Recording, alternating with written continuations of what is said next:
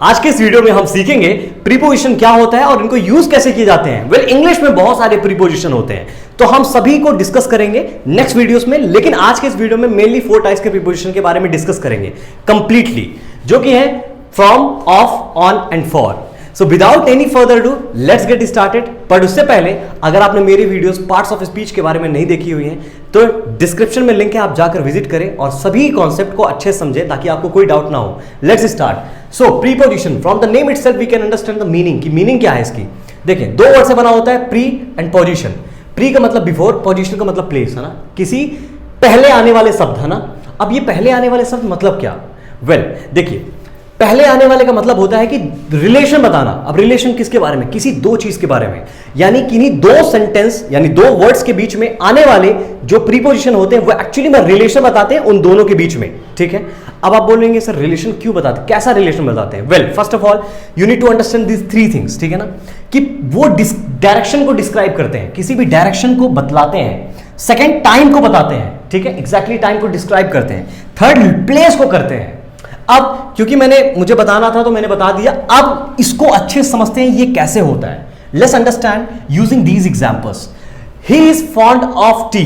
Well, fond and T, इनके बीच का relation कौन बता रहा है, ऑफ। अगर हम ऑफ को हटा दे क्या हो जाएगा, he is fond tea, doesn't make any sense. Alright, so of relation बता रहा है। Next, there is a cow in the field. Well, cow कहां है, फील्ड में है। रिलेशन कौन बता रहा है, इन बता रहा है। अगर इनको हटा दे तो क्या हो जाएगा, there is a cow the field, doesn't make any sense.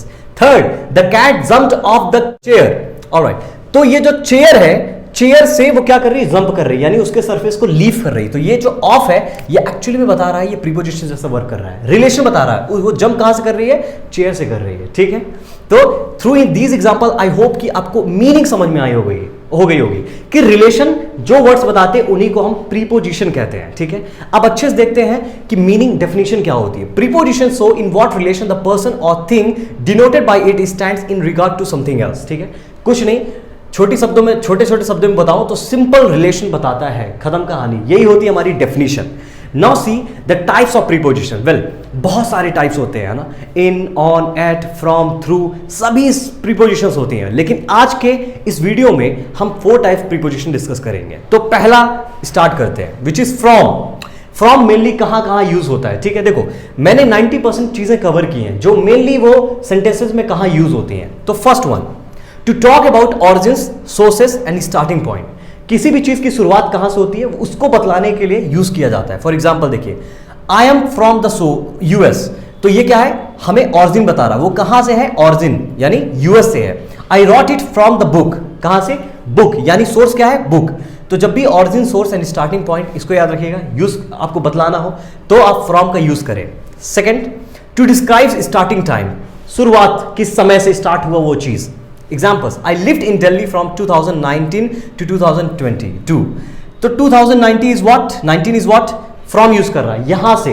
ठीक है, I will work from tomorrow, कब से, कल से। तो अगेन from, स्टार्टिंग टाइम को डिस्क्राइब कर रहा है। Now see, to talk about distance, distance को बताने के लिए। Example, we live 10 miles from the beach, beach से 10 किलोमीटर फार हम लोग रहते हैं। ठीक है, वहां से इतनी दूरी, डिस्टेंस बताने के लिए। She began to walk away from him, है ना, वह दूर जाने लगी उससे, है ना, किससे, उससे। तो उससे जा रही है, तो again we are using here from. Alright, तो ये चीजें इजी थी काफी। नेक्स्ट, फॉर रीजन, किसी भी रीजन को इलिस्ट्रेट करने के लिए हम यूज करते हैं फ्रॉम का। Example, he died from dehydration, किससे, डिहाइड्रेशन की वजह से, ये इश्यू था, ये रीजन था। Next, she felt sick from tiredness, किस वजह से, टायर्डनेस, थकावट की वजह से, है ना, तो फ्रॉम यूज कर रहे हैं टायर्डनेस के पहले। Now the last one, the main use of this from, to show material that something is made up of. ठीक है ना, किससे बना हुआ है ना, एक टाइप से सोर्स ही है, किस चीज से बना हुआ है। ठीक है, देखिए, steel is made from iron. ठीक है ना, स्टील किससे बना होता है, आयरन से बना होता है। ऑलराइट, तो हम फ्रॉम यूज कर रहे हैं। Paper is made from trees, कहां से, ट्रीज यानी पेड़ से बना हुआ है, तो अगेन फ्रॉम हियर हो रहा है।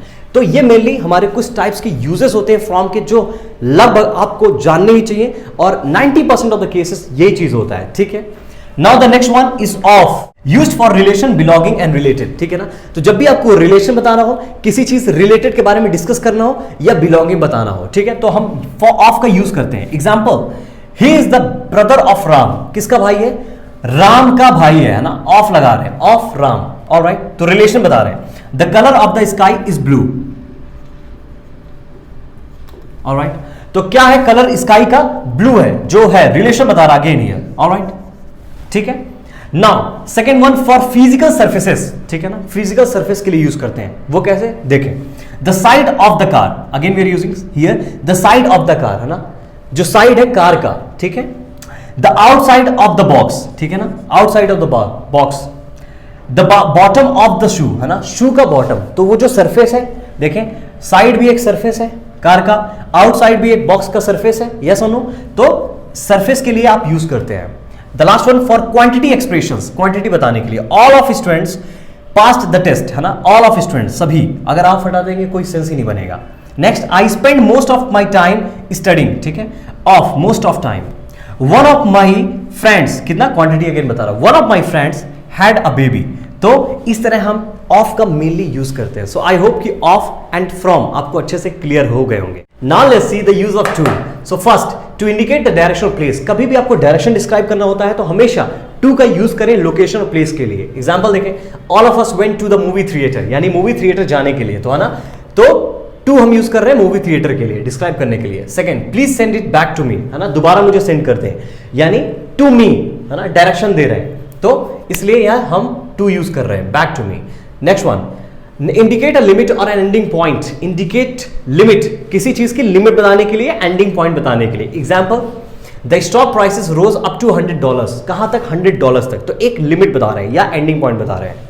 Next, the snow was piled up to the roof, तो कहां तक, रूफ तक स्नो इकट्ठा हो चुका था, तो एक फिर एक लिमिट है, इसलिए हम लोग टू यूज कर रहे हैं। Next, use to indicate relationship, एक रिलेशनशिप बताने के लिए। एग्जांपल देखें, do not respond to every little thing in your life, है ना, यानी रिस्पॉन्ड किस चीज को, एवरी लिटिल थिंग, तो ये टू एक रिलेशनशिप बता रहा दोनों के बीच में।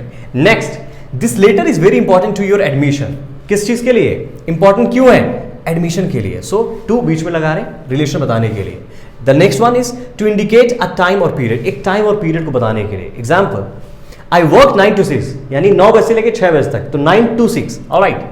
मंडे टू फ्राइडे, यानी उस वीकेंड में मंडे से लेके फ्राइडे तक।